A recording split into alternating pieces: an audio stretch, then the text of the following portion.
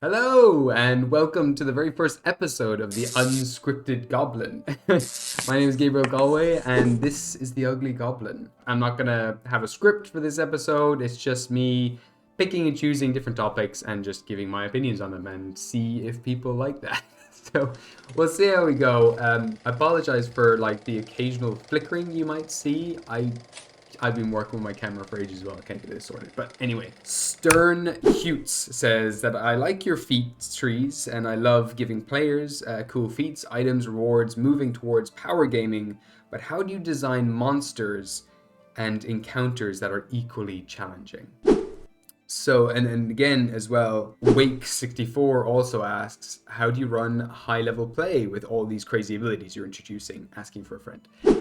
Yeah, both really good questions. And I've actually covered a whole video on high level play before, but I was asked if I could give a little more information, just to add to that. And there's very little out there in the world of Dungeons and Dragons for running high tier campaigns. It's really tricky to run them because come, even 15th level or beyond, 13th level or beyond, like, heck, if you're playing Baldur's Gate and you're coming to the end of it and you've reached the max level, you're probably very powerful now. And I mean, they do a very good job of making encounters very well. But any higher than that, you can start casting some crazy spells. If you're a spellcaster, you get like 5 attacks eventually as a fighter. Yeah, it's tricky to run high level games because most of the time a campaign ends before you get to the really high complicated levels, and that's probably because they become very hard to control after that point. I think the reason why no one writes beyond that point is because you can't come up with a structured set of rules and mechanics to balance encounters at that point. You can't balance encounters, and that's just something you need to understand and realize.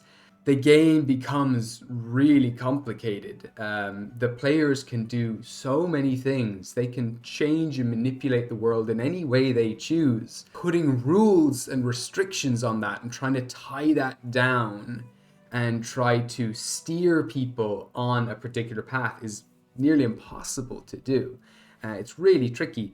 At that stage of the game, it's your players who are writing the story. They are the world builders. I think that you as a DM need to learn to let go during that point and understand that you are just a supervisor. The biggest advice I can give you is to listen to your players. Listen to what they want to do and help them feel cool.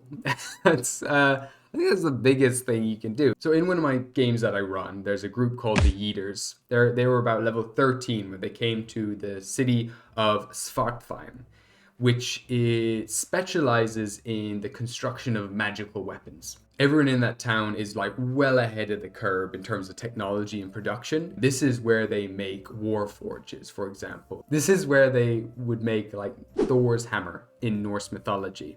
And it started like that. They used to make magical artifacts, weapons that could be powerful enough for someone super strong to use, like a Feylord or whatever in the lore of my world. But now in like the modern day, they've come so far that they are creating basically robots and like artificial intelligence.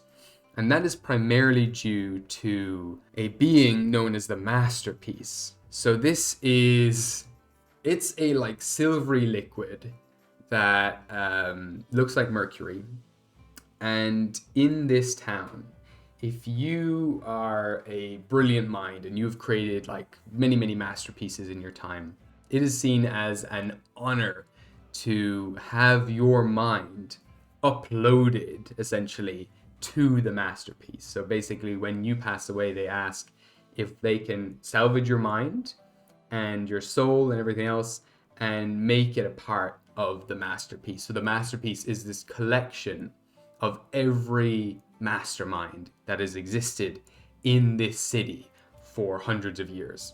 And they all become this one collective pool that amalgamates into one entity. The Yeeters came to this town. Keep in mind, they're already like level 13, but these guys they optimize their characters pretty well. They found out that some person was moving through the town and tampering with the artificial intelligence of different creatures and such. Following different threads, it led them eventually to the source of the masterpiece inside a giant 100-foot mech. So in the city, this giant 100-foot robot that doesn't move or anything, like towers over the city, and from its face, silver liquid pours from its eyes. Pools form, and then religious buildings are built around it, dedicated to the masterpiece. And if you ever want to be granted like massive amounts of inspiration, or you're struggling with work and you can't get around this one idea, you go and you visit the masterpiece and they bestow upon you inspiration. The masterpiece itself, it originates from this giant mech at the top of the city. The Eaters,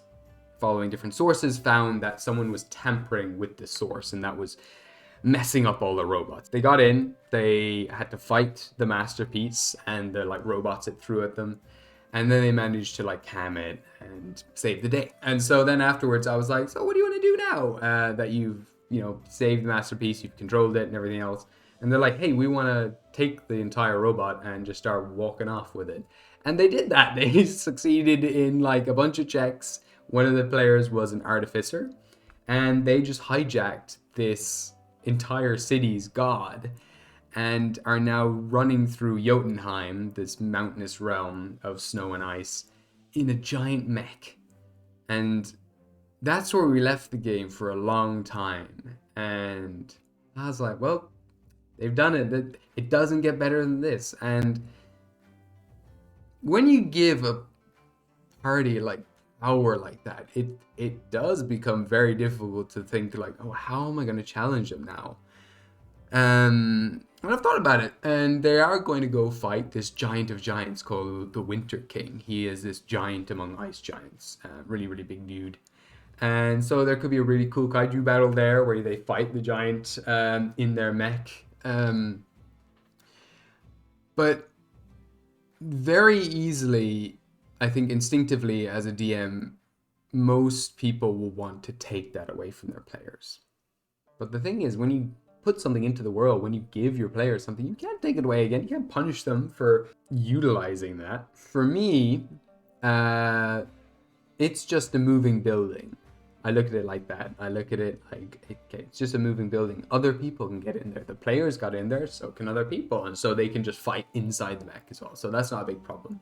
But I think the trick is, in this moment, there's very little in terms of monsters and like CR ratings and stuff that you can throw at the players. When it comes to high level play, you need to look beyond encounters just being hit and punch, and like, here's my HP, here's your HP, they're slowly going down. Whoever drops to 0 is the loser.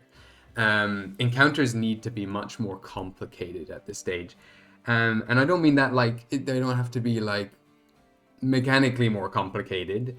I mean like there needs to be more going on in the encounter than we'll hit it until it's dead. They need to be puzzles. There needs to be like political intrigue in an encounter.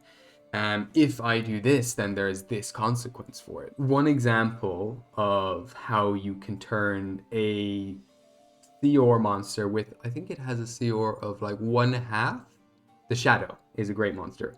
And you're going to say, yeah, of course, this is a monster that shouldn't be a CR 1/2 or whatever. It should be this or that or whatever. It should be much more difficult. The thing is, if you just throw a Shadow at a player and they fight it or whatever, it could be a much easier encounter. It could be just like, okay, we got, over 15 on initiative. The Shadow got, a 10 or something. So everyone gets to fight the Shadow first. Everyone wails on it. It's dead before it even gets to make a turn.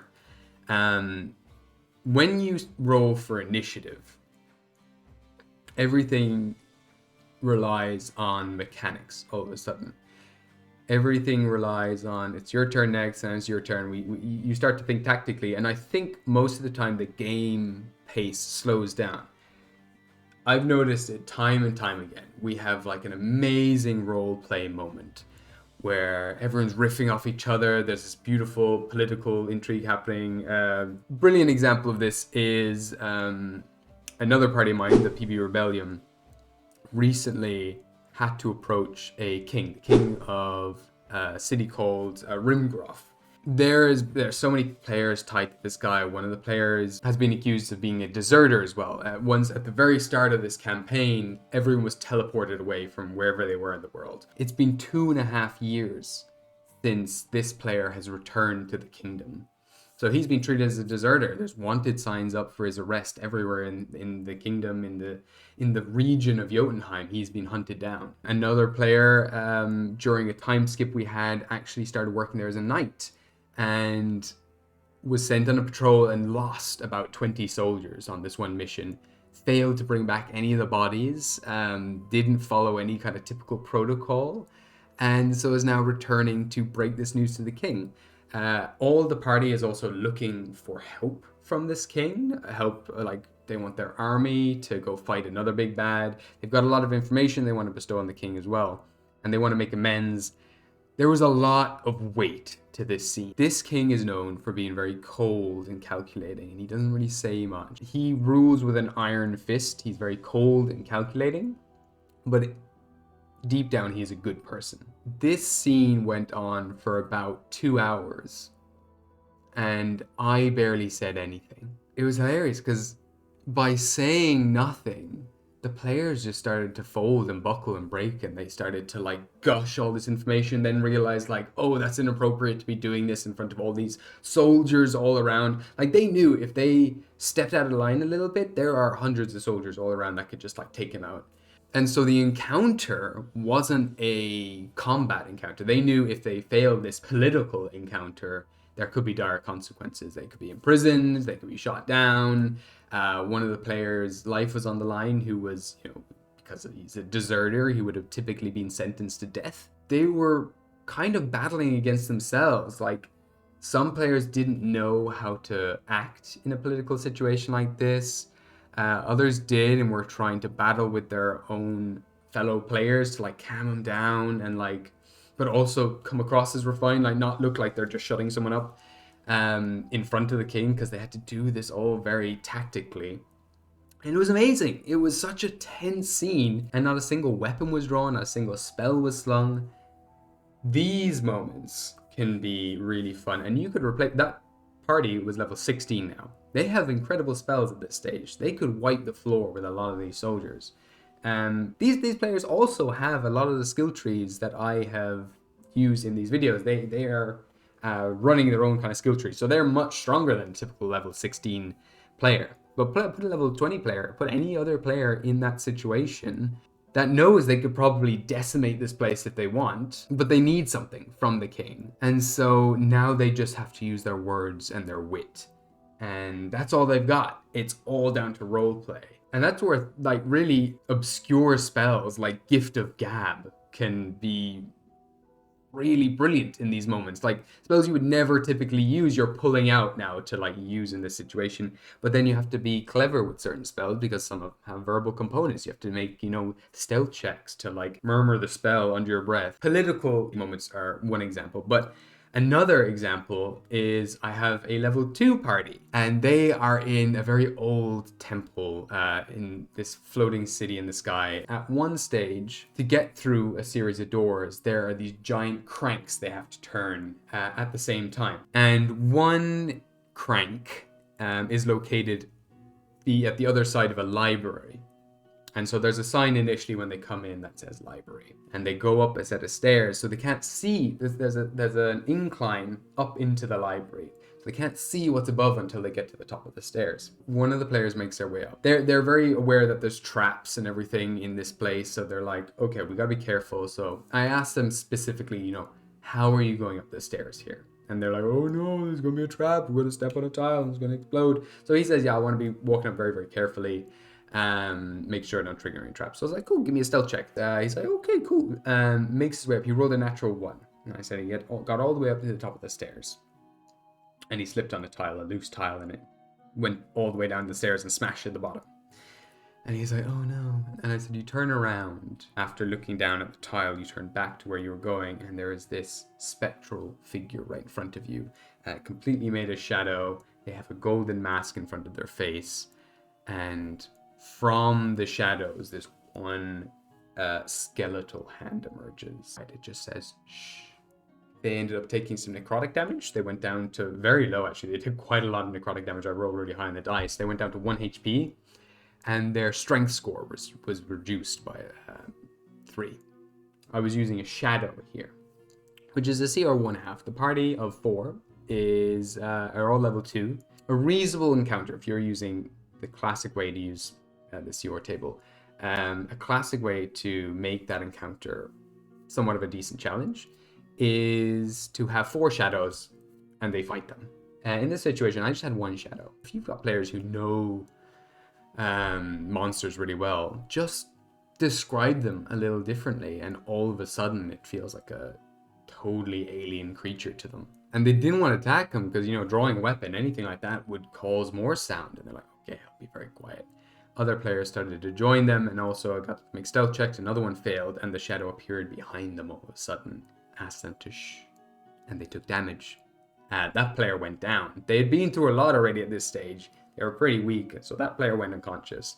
Now another player, we have a player who's playing the apothecary class from Drakkenheim. I've gotten both books of Drakkenheim so far by the Dungeon Dudes, and they are incredible. This class is probably the most exciting class I've ever read, if you want to go check that out. This person, they're playing an apothecary, so they're kind of the healer of the team. They heal people in non-magical ways. So they have like a bag of potions and stuff like that, and salves and everything else.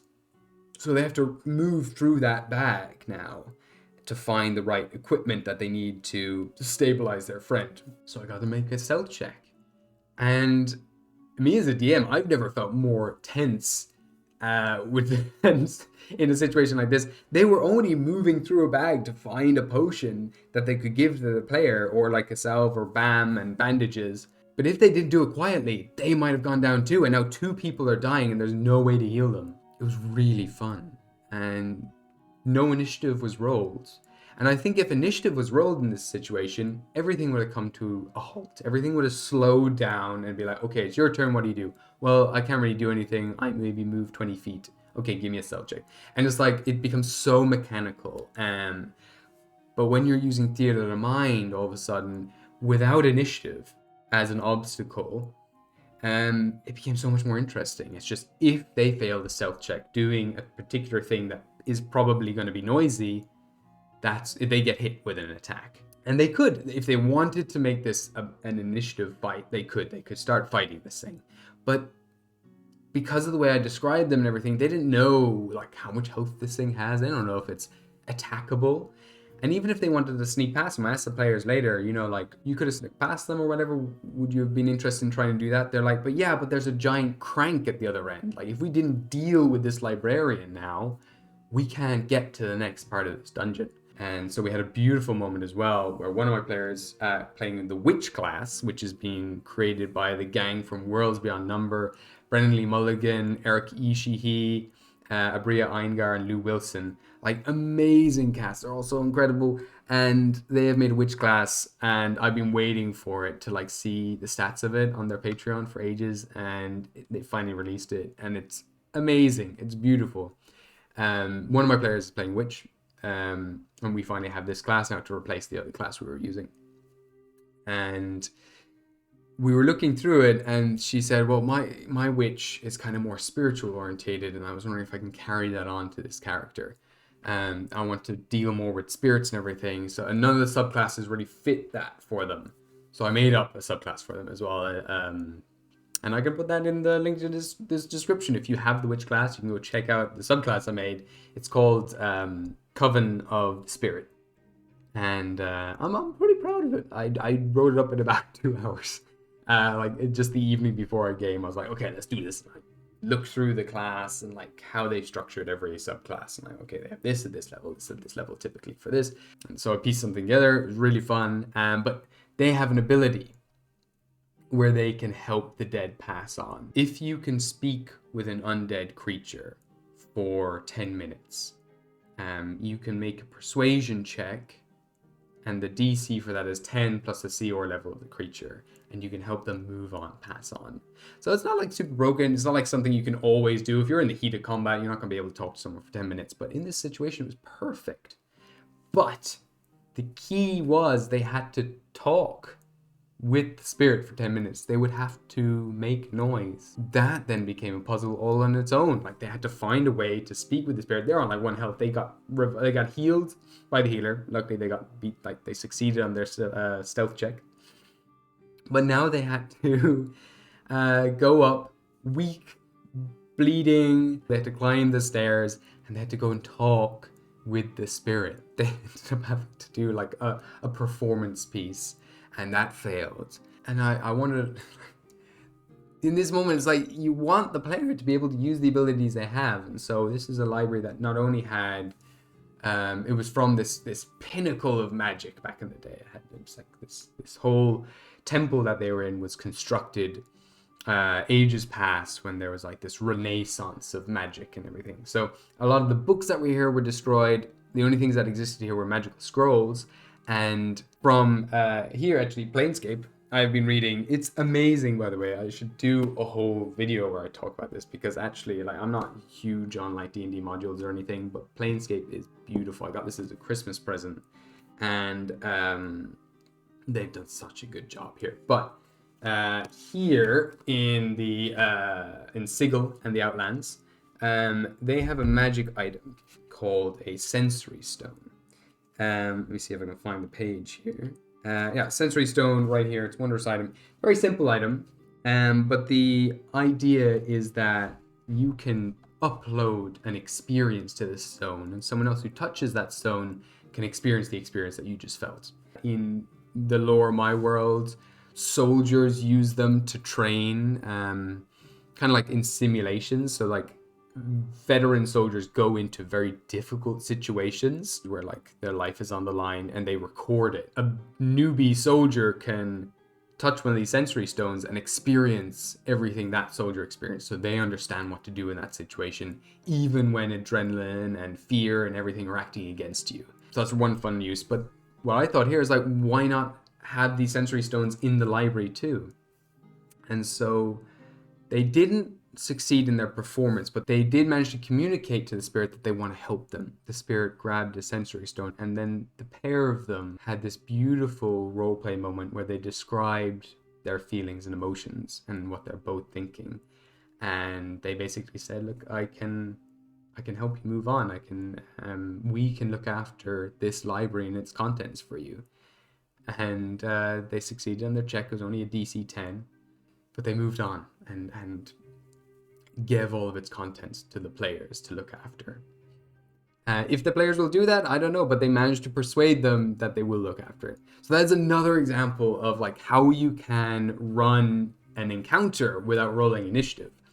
And doing this is just, it's so much more interesting, it's so much more engaging, and there's so much more of a natural flow to the encounter, as opposed to like, it's your turn, what are you doing? I don't know, let me just look through my spell list. There's so much pressure when the spotlight is just directly put on you.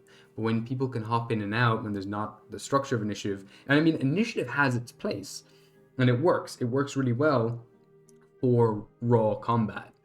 But I think, especially when you get to higher levels, maybe that shouldn't be as important, because people are so hard to kill as well, knock down. Make mind games for your players to solve. Make the encounters emotional, make them political, and also make them abstract, because when players can cast a spell like Reality Break, anything can happen. Like, foes they are facing should be able to warp and change reality just as well as they do. And so it shouldn't always be a fisticuffs battle. It shouldn't be just like raw combat. I think you should probably move away from that more and more as you go on, and get your players just to use their abilities more intelligently and in clever ways in roleplay encounters. And maybe you're not really a roleplay heavy group. Maybe you do like raw combat, and that's perfectly fine. If that's the case, I'm sure you can make up some sort of mechanics for other things that are happening. So it's not just the monster that you're facing now. In Lord of the Rings, for example, when the whole group go to Moria, we later find out, there's loads of goblins and everything in here. and there's ogres and everything just waiting in the shadows of this enormous, cavernous, dead empire. Have a battle like that, for example. Encounter begins, there's only maybe one monster here, but the players know that others are like far off in the distance. This could also take place in like a castle, you know, and they're fighting one guard. They can choose to, you know, either make attack rolls here with disadvantage, but also get to make a stealth check to like make the attack quieter. If they succeed on that stealth check, no other guards, no other monsters in the cavernous abandoned city hear the fight going on. But every time they fail a stealth check, or every time they make an attack without disadvantage, without making it stealthy, there's a chance that someone perceives what's going on, and more people enter the encounter, and it gets more and more cumbersome and becomes almost impossible if they keep doing that. Or perhaps someone just fires on them. If you don't want to add like more things to the initiative, just say someone takes up a turret above and they start shooting down on them. So then there's just like on that turn, they take a bit of damage. So you don't need to roll for a whole other thing of health. If they want to go target that thing, you can start rolling up health as well. But like the idea that other checks need to be made during an encounter to make it more interesting is a lot of fun. So then people will start using other spells to quiet the situation, to like deal with all these other fires that are popping up. A great one as well, an easy one to use, is that there's civilians. Just scatter like a bunch. Say you've got a table that you're using, just throw a bunch of d6s on the table. Wherever they land, that's a civilian in the city, and just give them 1 hit point.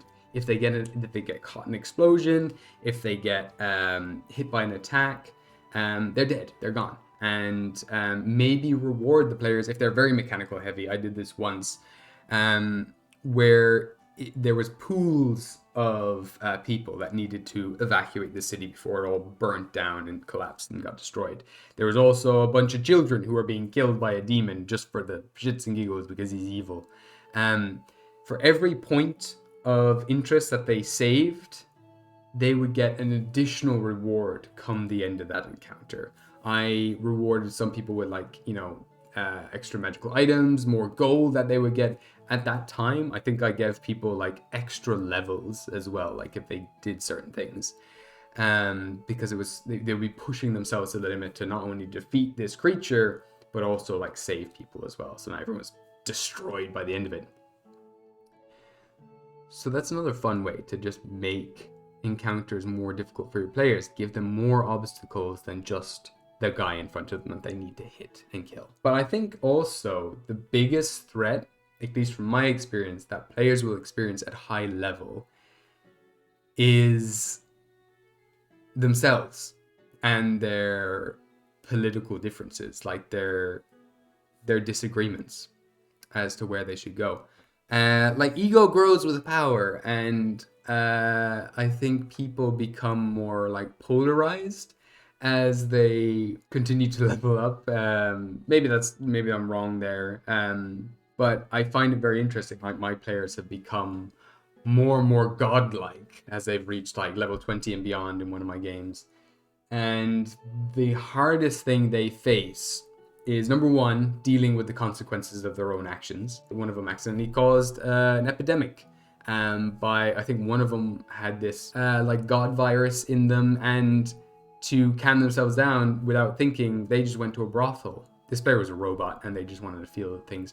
But they went in, they broke into the brothel, they had to sanitize the whole thing. Like, that's just another thing they had to deal with because of their own actions. They're not thinking things through, which can be fun, but it's also, it can be taxing on players if you're constantly punishing for them for everything they do, if you're constantly looking for that aha moment to catch them up on.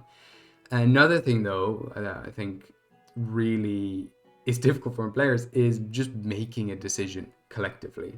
For maybe 3, 4, 5, 6 sessions, my players had finally gathered these 3 wishing coins. If you gather all 3, it's like the Dragon Balls in Dragon Ball Z. If you gather them all together, you can make a wish. And the world was in pieces at this stage. There were so many things that needed to be fixed. And the way this worked is they flip the coins. and they have magically, no matter what you do, they only have 10 seconds before the coin lands down on the ground. And they have that amount of time to state that part of their wish. I think it was 3 seconds or 10 seconds, something like that. They flip a coin, and then by the time the coin lands on the ground, that part of the wish is set. And if it's heads or tails, that depends on like if the wish is going to be, just it's going to do exactly as you want it to, or if it's going to have like a genie twist to it. So they do that for every coin. So now what they have to think about is like, okay, we say this part of the wish, like, I want to bring my dad back. Say that's the wish, something else they want anyway, but that lands on the ground, and now it's genie side up, for example. Now they're like, oh balls, like that part of the wish is gonna be double a little bit. Maybe my dad's gonna come back as a zombie or something. So maybe now they're like, they have to rewrite everything that they planned, and like, okay, no, this center coin, this next coin needs to like cancel out the previous wish. They flip that and this genie side up again. They're like, oh my god, no. So the last wish is like, just undo everything that I just said, do this, and they risk it all on that one last coin toss. So it was a really, really fun moment. Like I don't have a wish in my game. It only exists in these coins. But like if you were to study the coins, you could learn how to cast a similar magic to this. So this was their only way to like undo everything that had been like bad that had happened in the world so far. So they thought about it for sessions and sessions and sessions. They held a council meeting. No one came to any decision. In the end, they finally found a safe space where they knew no one would be spying on them probably, and where they could flip the coins. And they did an amazing thing where one of the characters, who was a robot, could speed up his voice really fast. And so I think he was the fastest speaker, so he said he was going to do it. So he could accelerate his voice box, and I was like, okay, that'll give you like 2 more seconds per coin flip. And he was like, cool. So he started practicing at saying the wish really fast. What's great about it was like, so this player, he's Spanish, and he couldn't say it fast enough in English. So he had to say the whole wish in Spanish. So we had to translate it as well, like to make sense in Spanish. And then he could like rant it off like really fast. And he had a few extra seconds at the end as well, which is amazing. And you got to add like a few other bits in there. But God, that was so fun. And it was just based on them trying to make a decision.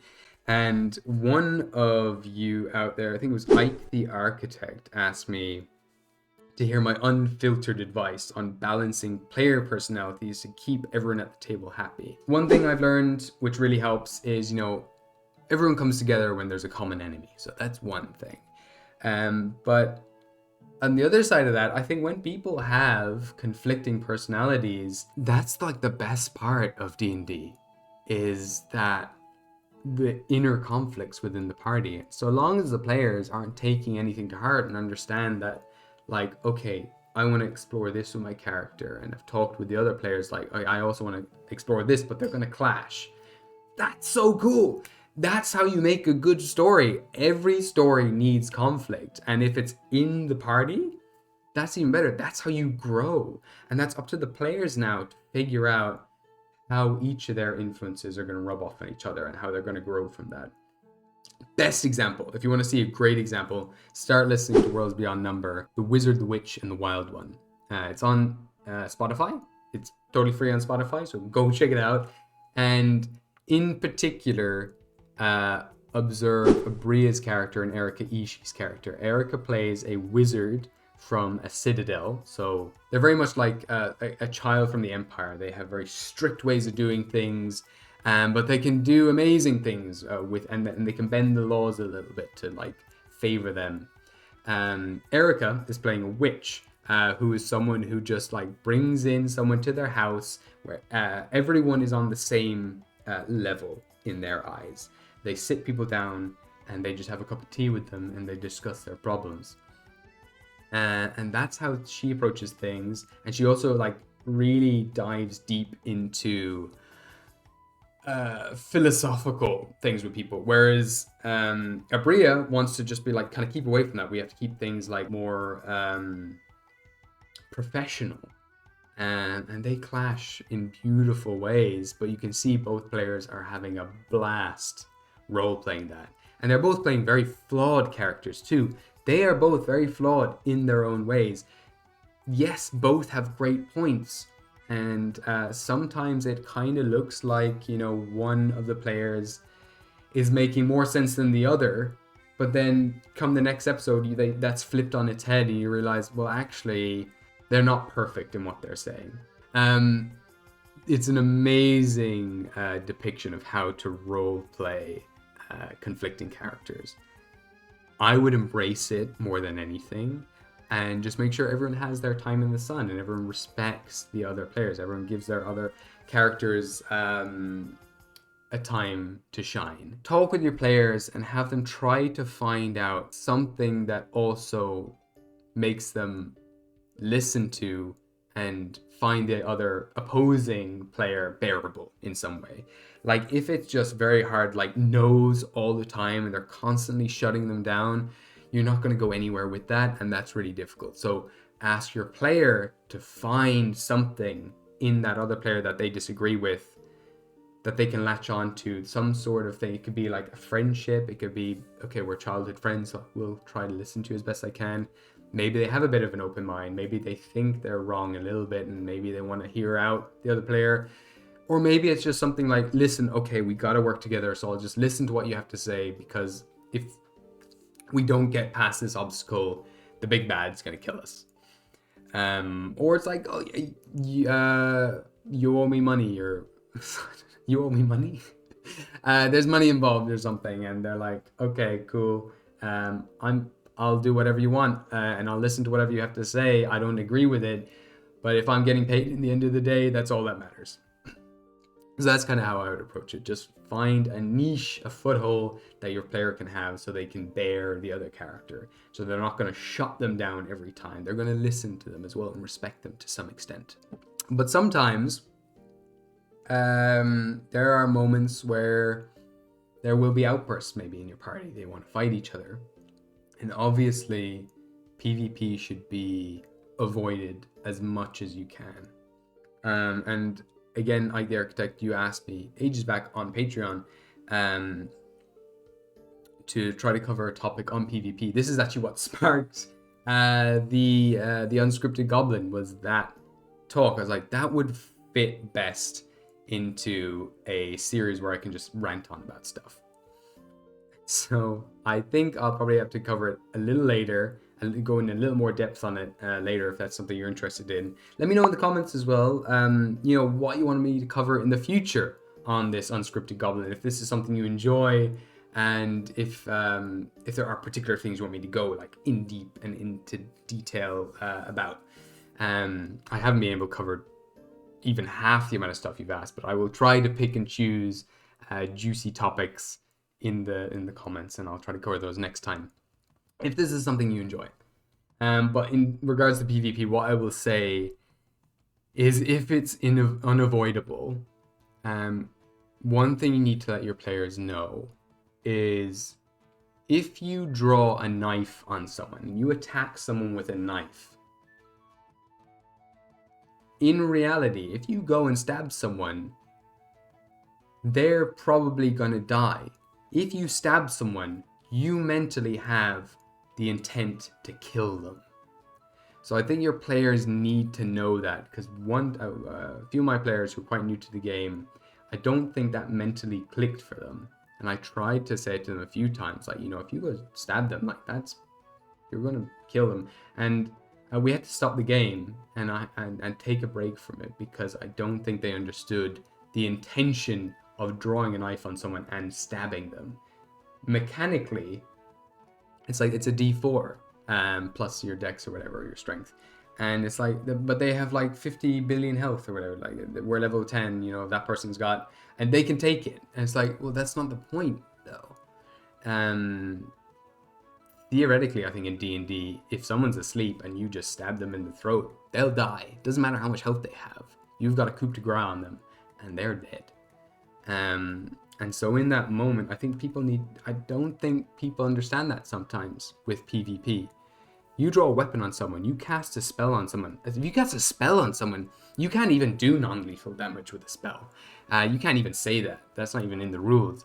So any of those, you are trying to kill them in that moment. Maybe you might say, oh, I'm going to shoot their foot or whatever. That's fine. Maybe you can do that to scare them or whatever. But there's a chance that foot will be burnt away. The flesh will melt on their foot if you throw a firebolt at them. Their boot is destroyed. You've destroyed their body in some way. You've mutilated them. And that's pretty heavy stuff. I think throwing a punch or something is fine. And you don't even need to roll for damage sometimes. I would just say you can punch them. If they want to stop them, they can. And just make sure your players understand the weight of what they're doing. On the other side of things, PvP can be really fun in specific contexts if it's like orchestrated, like a tournament or something. Or what I've done before is the Dungeon Dad did a beautiful video where he made stats for a genius Loci, which is this planet or giant mass of land that you fight. So my players, who are well over level 20 at this stage, had to fight a whole planet, but they landed on this alien planet. They're flying through space and stuff at this stage. They landed on this new planet, but what the genius Loci can do is it can take control of someone's mind, one person at a time. But that was really fun. Like when my players finally had kind of threatened the genius Loci, the genius Loci just basically wanted to take them all out one at a time. So what it started doing was it started targeting certain players, taking over their mind and ordering them to like, okay, go kill this person. And now all of a sudden the players are like, whoa, whoa, what's going on? And they would go and fight back against that person. All of a sudden they snap out of it. And then someone over here is now being controlled by the planet. And it would go back and forth. And sometimes they have to use like a force bubble or force cage on someone so they just can't stop attacking someone. Now all of a sudden, that person's not being controlled anymore. Like, what's going on? They're fine. But they're still trapped in a force cage. Now we're down a member. And this person over here who casts the force cage is now being controlled. So he's not going to drop it. So now we're down to 2 more players. We're down 1 player. So there's just like, it's 2v1. And that was super fun. But like I said, also tournaments are interesting. And being possessed is a fun one as well, but maybe it doesn't have to be rolling initiative or anything. Orchestrated PvP is a nice way to do it. And have there be some fun reason, some fun reward for the winner. I often as well have, in my games, if a session doesn't go through, say a few players can't make it and something like that, but a few people still want to play D&D, I have a thing called Space Wizard games, where basically a wizard drives up in a DeLorean, is like goes around to each alternate reality where different games are taking place, picks up the people who want to play, and is like, yo, we're going to go to a great wizard game. They show up, and it's usually a PvP kind of situation. Sometimes it was a pillow fight. One of them was like a giant pinball machine where everyone was a pinball trying to score points, knocking off each other and knocking off the different things around the pinball machine. And then like you're constantly falling and dropping down, and it was so much fun. So that's another way to do it. Just sometimes, I remember when I was setting up the Space Wizard games and like trying to figure out how it makes sense for the lore and everything like that. And in the end I was like, this is just a moment in time that has no consequences. You just show up here and you have fun. And you get like a little reward that you can take with you on the way. There was a thing like, if you die, you just respawn somewhere else, so long as you have your wizard hat on your head. Which just adds a little bit of fear and stuff like that, but there wasn't any time I was going to go kill someone. But it was fun, and I started exploring this whole other part of the world and the universe through these games too, and it became its own thing, which was really fun too. I would recommend that. Just have a wizard rock up if people want to go fight, and he's like, PvP takes place or something like that in the party, and just have a wizard pop, poof, out of existence, and be like, whoa, listen, we're going to have a fight. If we're going to have a fight, we got to do it properly, okay? And then they just poof everyone to a giant arena or something. And it could be as silly as and whimsical as that. Or maybe a demon shows up or something. It's like, oh, yes, let's fight. And then they're brought to a really awful, like, hellish scene where everyone's, like, cheering for them to be angrier with each other.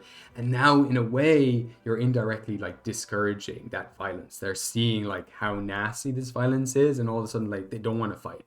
And maybe that's what can help them escape that situation, like that the demon abducts them or a devil abducts them, and the only way to escape is to realize that this violence isn't necessary. And that's what, as long as they're violent to each other, that's what allows the devils to hold on to them. But if they can let go of that violence and move on with the argument, they can be teleported back. They can escape.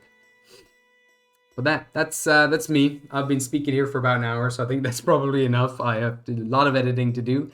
But yes, I hope you enjoyed. This has been the first episode of the Unscripted Goblin. Again, apologies for any flickering you might have seen during the episode. If you like this, please give it a like. Please subscribe. And also, if you want to join our Discord, if you want to have like more top like discussions and chats like this, check out my Discord. It's in the description below. Or if you want to support me and everything I'm doing, I've got a Patreon too. If you want to hop over there, it's also going to be in the description. But yeah, for now, I'm going to love you and leave you. Goodbye.